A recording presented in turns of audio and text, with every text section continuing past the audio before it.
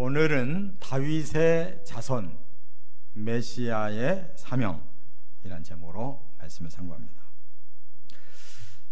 하나님께서 인류를 구원하기 위해 메시아를 보내신다 하는 것이 성경 전체의 핵심적인 메시지입니다.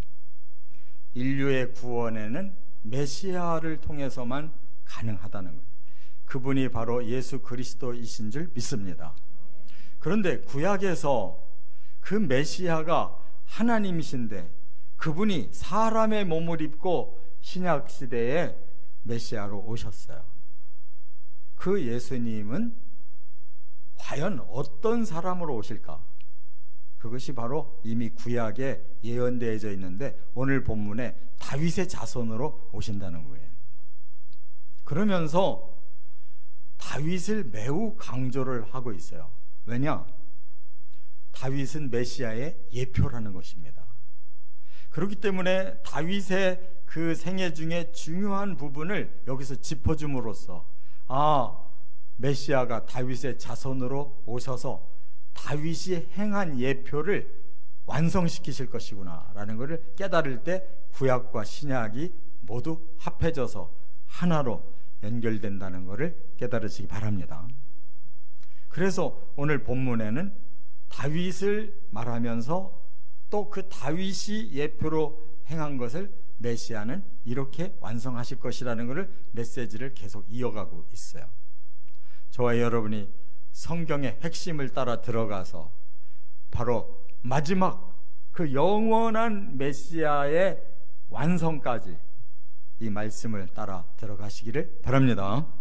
첫째, 1절부터 6절까지는 메시아의 헌신을 말씀하고 있습니다. 그런데 이 헌신이 먼저 다윗에게서부터 시작됐다는 거예요. 자, 4절과 5절 같이 읽겠습니다. 내 눈으로 잠들게 하지 아니하며 내 눈꺼풀로 졸게 하지 아니하기를 여호와의 처소 곧 야곱의 전능자의 성막을 발견하기까지 하리라 하였나이다.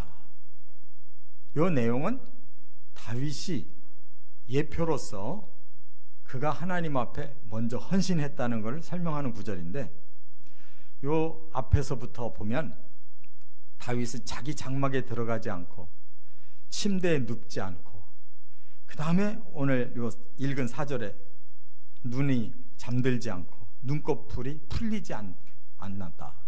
그 말은 뭐냐면 그는 자기의 안일한 삶을 포기하고 하나님의 처소 전능자의 성막을 발견하기까지 헌신했다라는 걸 말하고 있는 거예요.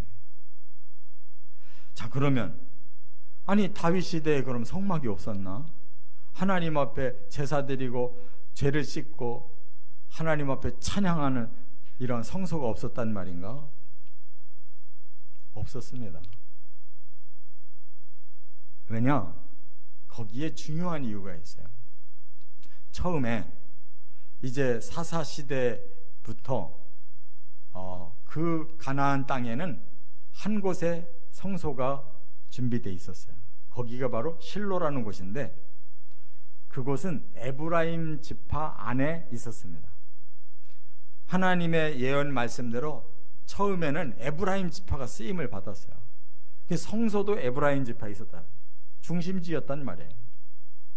그런데 사무엘상을 보시면 알겠지만 엘리라고 하는 대제사장이 그 가문이 몰락을 하잖아요.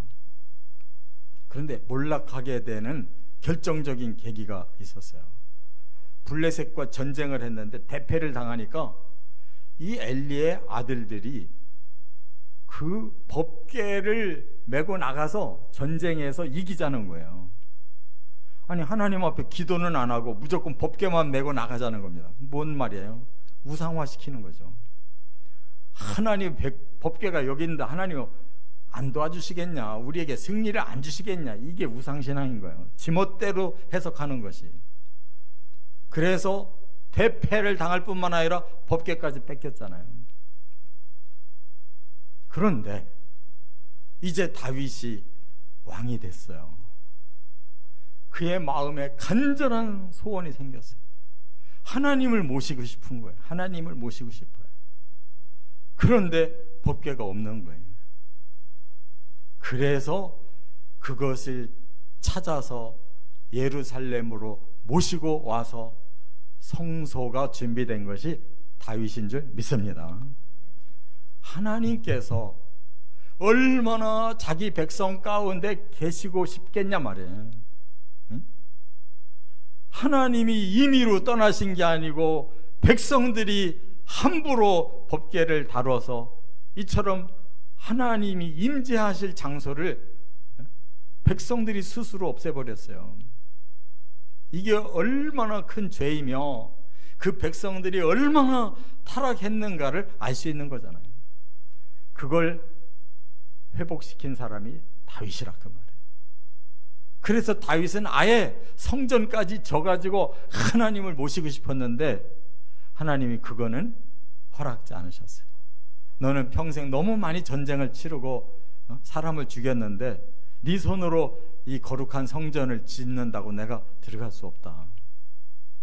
그래서 자기가 살아있는 동안에 몽땅 성전 준비를 다 해놨어요. 솔로몬이 지었을 뿐이지 실제 성전은 다 다윗이 준비해놨다고.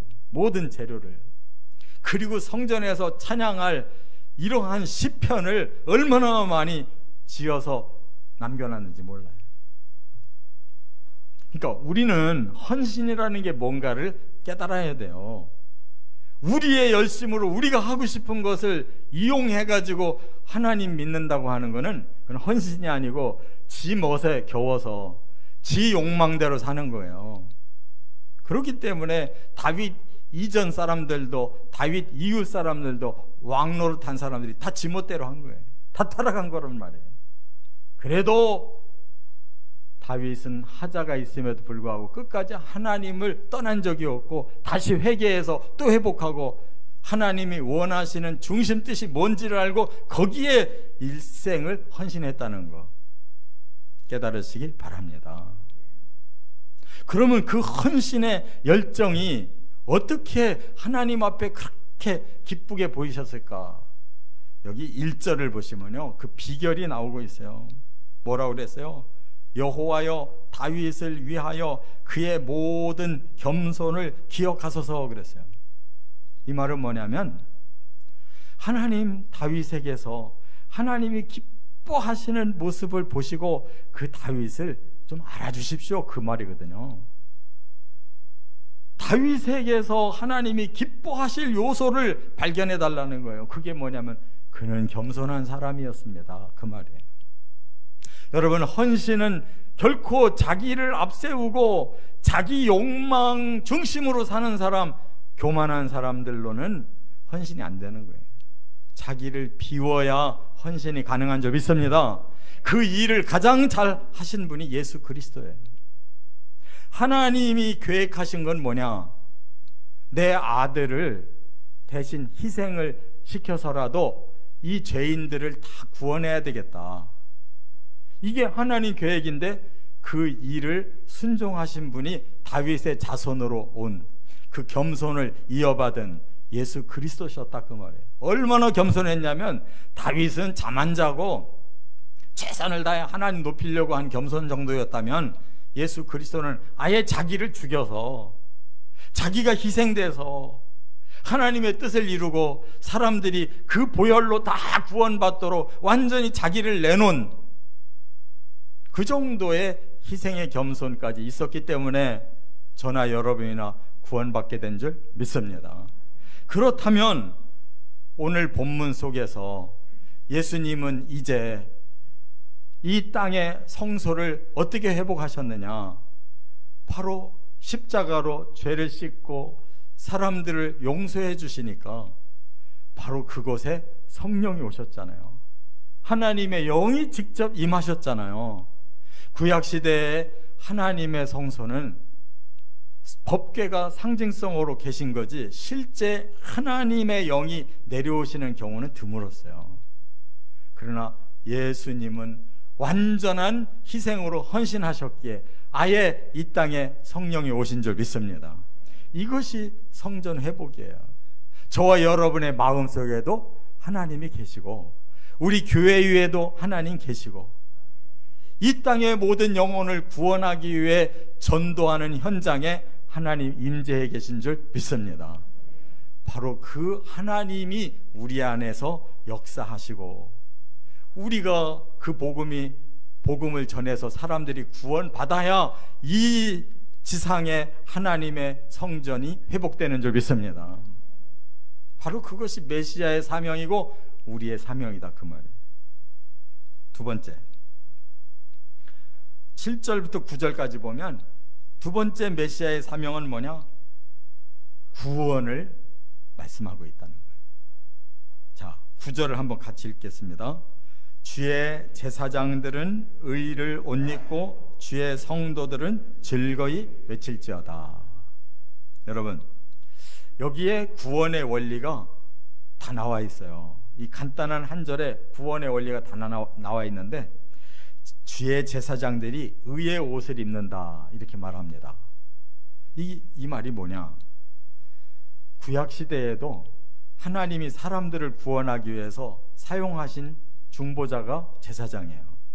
그들이 하나님 앞에 나가서 제사를 드리며 사람들의 죄를 대신 하나님 앞에 이 짐승을 통해서 제사로 그 죄값을 치르고 하나님이 그걸 보시고 용서해 주실 때 제사장을 통해서 그 용서를 선언하면 바로 거기서 구원이 이루어진 거예요.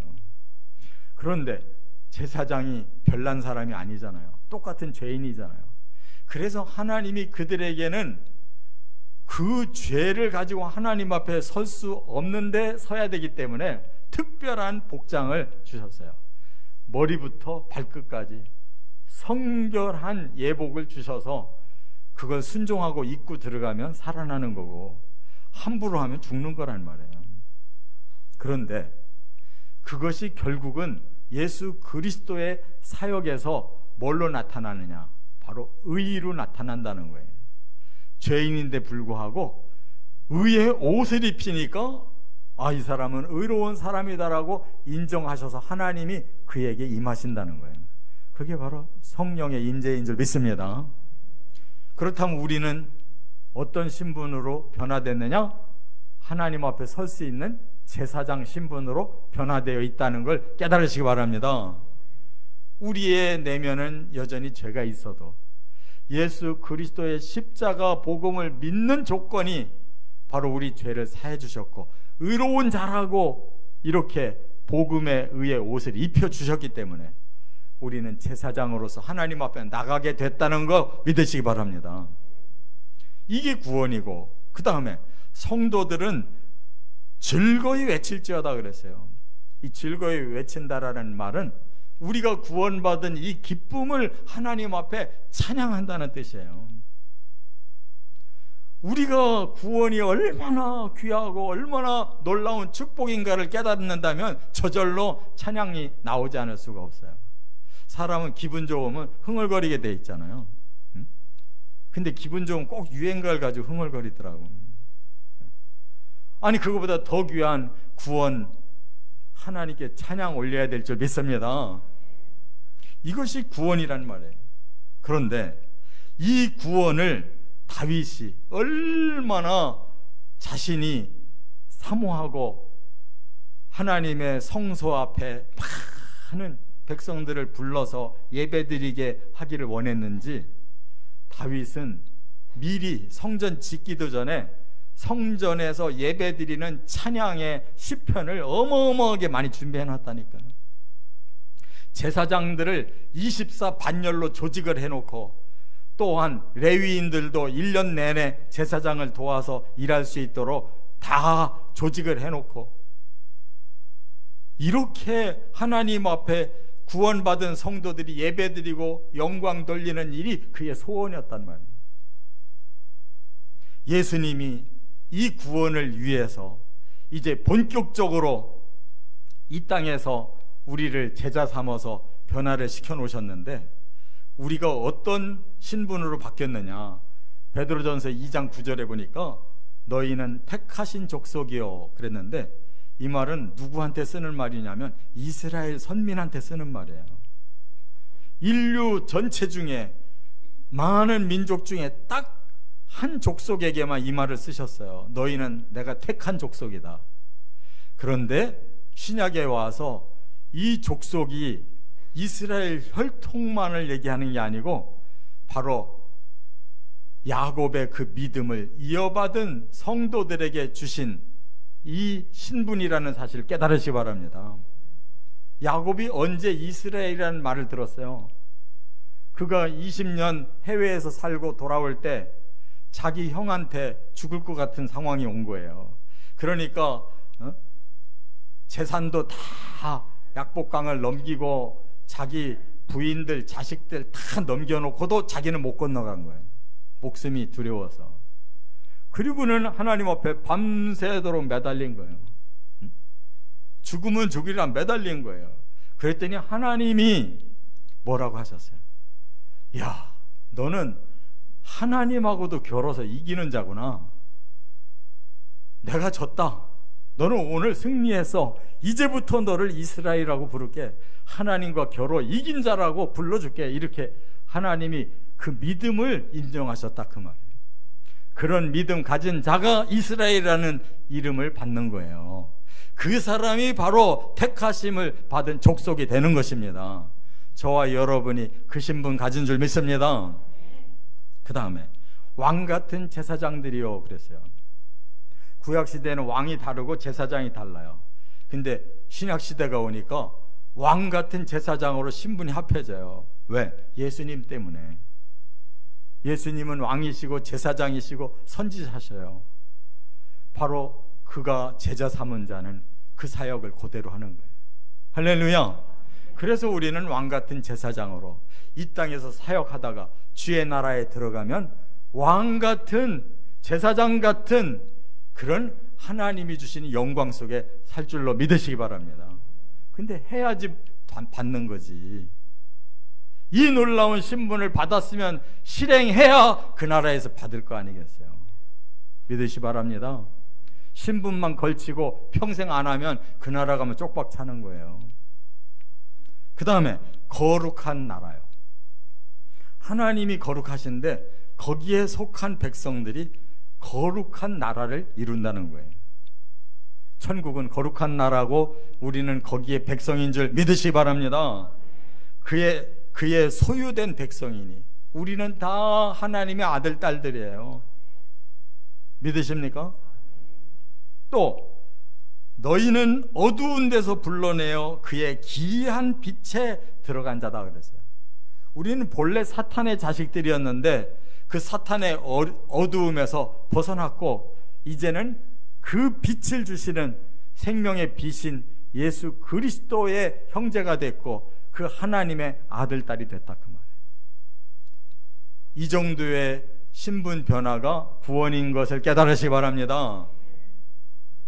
우리는 겨우 나 예수 이름 믿어, 나 십자가 믿어, 그러면 다 되는 줄 아는데 천만의 말씀이에요. 그건 시작이에요. 시작. 천국까지 가려면 바로 이러한 신분 변화가 필요하다 그 말이에요. 그래서 그 나라에 가면 진짜 예배가 시작될 겁니다. 7절에 보니까 우리가 그의 계신 곳으로 들어가서 그의 발등상 앞에서 엎드려 예배하리로다. 이 시편 저자는 지금 시온이라는 그 하나님의 나라에서 우리가 그곳으로 다 들어갈 거다. 그리고 하나님의 그 발등상 앞에서 우리는 전부 엎드려서 예배드릴 거다. 이렇게 우리도 신령한 눈이 열려서 천국이 보이고 그 천국 안에 하나님 앞에 드리는 그 예배를 상상해야 될 줄 믿습니다. 이와 같이 하나님께서 우리의 예배를 받으실 때 우리에게 뭘 주실까? 8절에 뭐라고 그랬냐면 여호와여 일어나사 주의 권능의 궤와 함께 평안한 곳으로 들어가소서. 다윗은요 그 궤를 찾아가지고 성전에 안치하기를 소원했어요. 근데 성전 못 졌잖아요. 이제는 하늘의 그 성전에 그 하나님의 법궤를 모셔서 거기서 하나님이 주시는 축복을 받고 싶은 거예요. 그 하나님 축복이 뭐냐? 평안. 하나님은 우리에게 평안을 주시러 그 성전 안으로 들어가실 거라는 거예요. 우리에게 평안을 주시기 위해. 이 평안이라는 단어가 샬롬인데 이 원어는 그냥 우리에게 잠깐의 평안, 안식 정도가 아니에요. 그건 완전이라는 뜻이에요. 원어 자체가 완전이라는 뜻이고 완성이라는 뜻이에요. 샬롬은. 거기서 오는 영원한 평안이 진짜 평안인 줄 믿습니다. 바로 다윗이 그렇게 사모한 평안, 이제 예수님께서 우리에게 그 평안을 약속하셨잖아요. 너희는 두려워하지 마라. 내가 그 나라에 가서 너희를 위하여 다 준비해 놓으면 올 거야. 예수님 다시 오시는 날 우리가 그 평안의 세계로 들어가는 날인 줄 믿으시기 바랍니다. 이렇게 구약에 다 설명해 놨는데 왜 못 믿냐 말이에요. 끝으로 세 번째, 이제 메시아의 사명이 한 가지 더 남아 있어요. 그거는 미래형이에요. 10절부터 18절, 메시아의 통치를 남겨놓고 있다 그 말이에요. 자, 한번 17절 18절 같이 읽겠습니다. 내가 거기서 다윗에게 뿔이 나게 할 것이라. 내가 내 기름 부음 받은 자를 위하여 등을 준비하였도다. 내가 그의 원수에게는 수치를 옷 입히고 그에게는 왕관이 빛나게 하리라. 이 다윗의 사역을 먼저 소개하고 있는데, 다윗의 뿔을 나게 한다, 이 말은 다윗에게 권세를 주신다, 그리고 왕위를 주신다 그 말이에요. 그런데 다윗에게 또 기름을 부은다 이렇게 말씀했어요. 그것은 단순한 왕이 아니에요. 하나님이 놀랍게 쓰시려고 하는 왕이라 그 말이에요. 그리고 그에게 등을 준비시켜 주겠다. 등은 빛을 발하는 기구잖아요. 이 말은 단순히 다윗에게만 주신 게 아니에요. 너를 예표로 삼아서 내가 진짜 왕을 보내줄 거야. 그 진짜 왕은 바로 하나님께서 왕으로도 제사장으로도 선지자로도 기름 부은 받은 메시아가 올 거다. 그 메시아에게 내가 등을 준비해 주겠다. 그 등이 바로 생명의 빛을 비추는 등이라 그 말이에요. 메시아의 등불을 보고 찾아오는 자가 다 구원받고 그때부터 영원히 그 메시아의 통치를 받는다 그 말이에요. 할렐루야. 자, 그러면 다윗은 완벽하게 못했어요. 왕노릇을 완벽하게 못했다고요. 그가 죄도 짓고 말년에는 자기의 위신을 좀 높여보려고 인구조사했다가 망친 사람이에요. 자기가 맞아야 되는데 백성이 대신 맞았다고요. 백성이 대신 몇만 명이 죽었어요. 그것이 천추의 한이 됐겠죠. 그러나 우리 예수님은 그런 법이 없었어요. 자기를 희생해서 구원시켰고 자기를 따르는 십자가 지는 자들에게 이처럼 하늘의 평안까지 주시고 그 나라에서 영원한 생명의 빛을 영원히 비추시는 그야말로 예수님이 메시아시다 그 말이에요. 우리는 주인 잘 만난 줄 믿으시기 바랍니다. 그 예수를 우리가 이제 여기서부터 영원까지 따라가기만 하면 되는 거예요. 따라가기만 하면 돼요.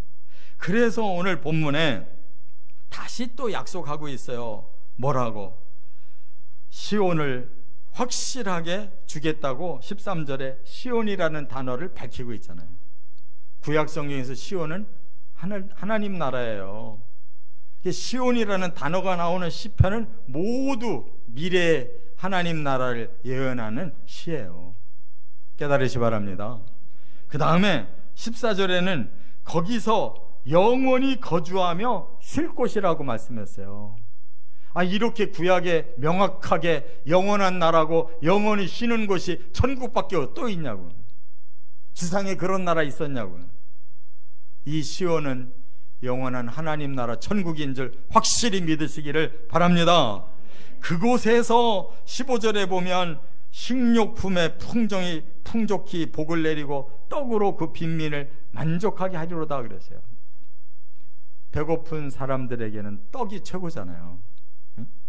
또 이 땅에서 사는 사람들은 풍족한 게 쌓여 있는 걸 최고로 알고 있어요. 다윗 시대에는 그랬어요. 그게 복이었어요. 그러나 예수님이 우리에게 주신 복은 영혼의 복을 주셨어요. 그래서 우리는 복음을 통해 진리를 알면 가장 지혜로운 삶을 살 수가 있고, 성령을 보내셔서 성령을 받으면 가장 영성 깊은 삶을 살도록 축복해 주셨어요. 그 모든 것이 완성되면 천국에서는 우리의 영과 혼과 몸이 완전한 풍요를 누리며 영원히 살 것입니다. 그것이 영생 복락이라는 말이에요. 아니, 이렇게까지 약속을 해놓고 메시아가 우리를 부르러 온다는데 안 기다리면 되겠냐고.